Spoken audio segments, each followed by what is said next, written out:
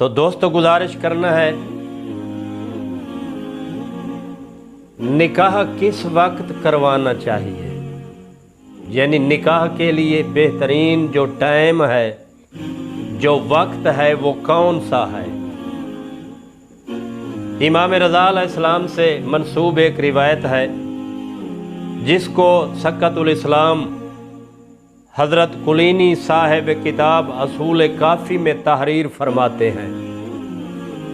کہ حضرت امام رضا علیہ السلام سے دریافت کیا گیا کہ مولا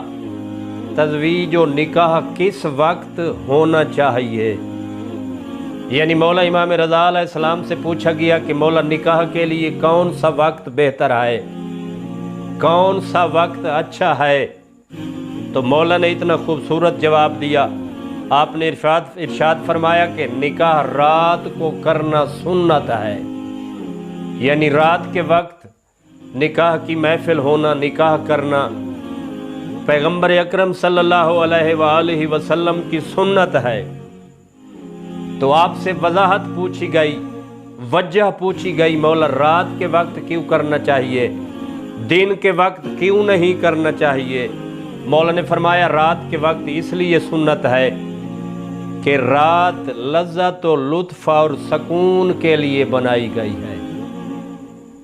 یعنی مولا ارشاد فرما رہے ہیں کیونکہ رات سکون کے لیے ہے، رات لذت کے لیے ہے، رات لطف کے لیے اللہ نے بنائی، تو لہٰذا یہ جو نکاح ہے، عورتیں کیونکہ مردوں کے لیے لطف و لذت اور سکون کا مرکز ہیں، اور رات بھی مرد کے لیے، انسان کے لیے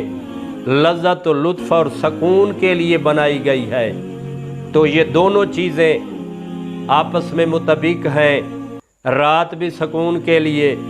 عورت کو بھی اللہ نے مرد کی تسکین، سکون، لذت کے لیے پیدا فرمایا، تو اسی لیے یہ جو ملاپ ہے، یہ جو